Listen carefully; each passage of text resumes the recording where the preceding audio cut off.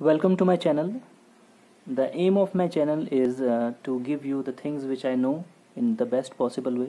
मैं चाहूँगा कि आप लोगों को जो भी कंसेप्ट्स हैं सारे सब्जेक्ट्स की सिविल इंजीनियरिंग की वो मैं धीरे धीरे करके आप लोगों को बताऊँ।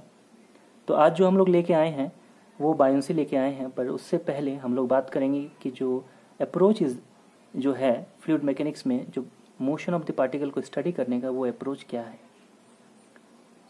आप स्क्रीन पे देख सकते हैं, you can see on the screen that I have written the approach is nothing but the control volume approach. तो इसे जानने की कोशिश करेंगे कि कंट्रोल वॉल्यूम अप्रोच होता क्या है।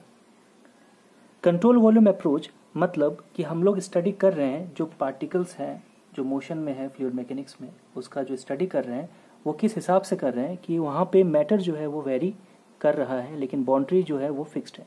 मतलब let us talk about this figure, means this is the pipe, right? So the flow is happening from left hand side to right hand side.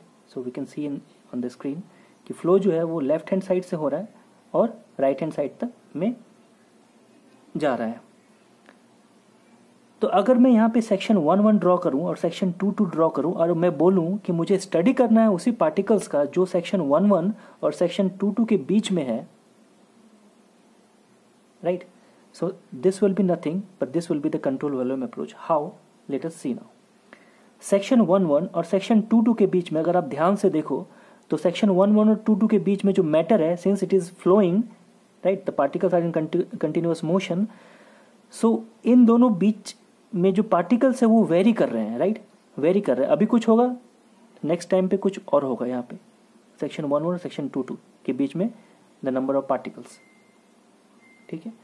So the matter is varying, but we have fixed the boundary condition. Means section 1 and section 2 is fixed. So it defines the approach is defining the control volume approach. So इसी approach से study किया गया है। जो scientist थे Lagrangian, Euler, इन्होंने इसी हिसाब से जो स्टडी किया था। तो उस पर अभी हम लोग नहीं जा रहे हैं। So अभी हम लोग बात करने वाले हैं कि बायोन्सी क्या होता है, पर उससे पहले आप लोग को ये समझना जरूरी था कि फ्लूइड मैकेनिक्स में ये कंट्रोल वॉल्यूम अप्रोच होता क्या है। I think it is clear now. So I have written over here that the particles are in continuous motion, so which I have shown you just right now, and this is the cross section of the pipe, and the volume between section 1 and section 2 is nothing but this control volume. ठीक है, अभी हम लोग बात करेंगे कि buoyancy क्या होता है। Let us talk about the buoyancy. See, buoyancy पढ़ने से पहले मैं आर्किमिडीज प्रिंसिपल के बारे में आप लोगों को बताना चाहूँगा कि आर्किमिडीज प्रिंसिपल होता क्या है। आप इस फिगर पे आ जाइए, you can see this figure on your screen. इस फिगर में मैंने क्या किया है, एक ऑब्जेक्ट को मैंने पानी में छोड़ रखा है, राइट।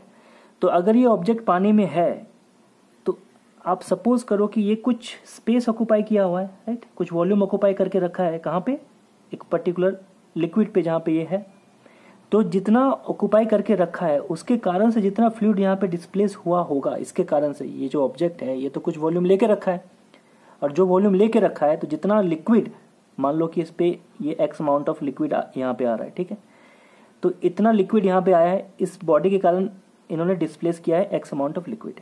तो इसका अगर मैं वेट ले लूंगा, अगर मैं इस लिक्विड का वेट ले लूंगा, so this weight of this displaced fluid और the liquid is nothing but the upthrust force that is indicated by this FUP, है ना। तो या इसको हम लोग बायोंट फोर्स भी बोलते हैं।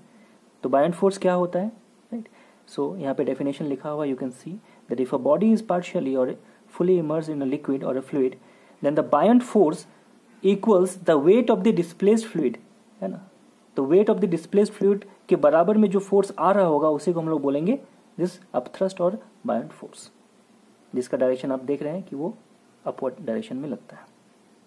अब यहाँ पे देखिए कि ये अपथ्रस्ट या बायोंट फोर्स को अगर मैं रिप्रेजेंट करूँ तो रिप्रेजेंट मैं इस हिसाब से कर सकता हूँ, that is nothing but wait of the displaced fluid, ठीक है।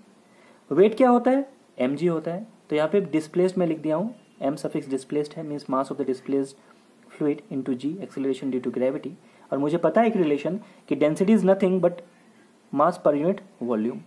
तो density is equal to mass per unit volume. तो अगर इस मास को मैं रिप्लेस करना चाहूँ तो मास को मैं रिप्लेस कर सकता हूँ डेंसिटी इंटू वॉल्यूम। तो मैंने यहाँ पे कर दिया डेंसिटी इंटू वॉल्यूम इंटू जी। तो जो आपका अपथ्रस्ट निकल के आता है फाइनली, अपथ्रस्ट फोर्स का जो वैल्यू निकल के आता है आपके सामने, that is nothing but density of the displaced fluid multiply by volume of the displaced fluid multiply by acceleration due to gravity. I hope आपको ये बायोंसी और कंट्रोल वॉल्यूम अप्रोच अच्छे से समझ में आ गया होगा, right. So this is all about today's lecture, so we'll meet you again, and till that, take care, bye bye।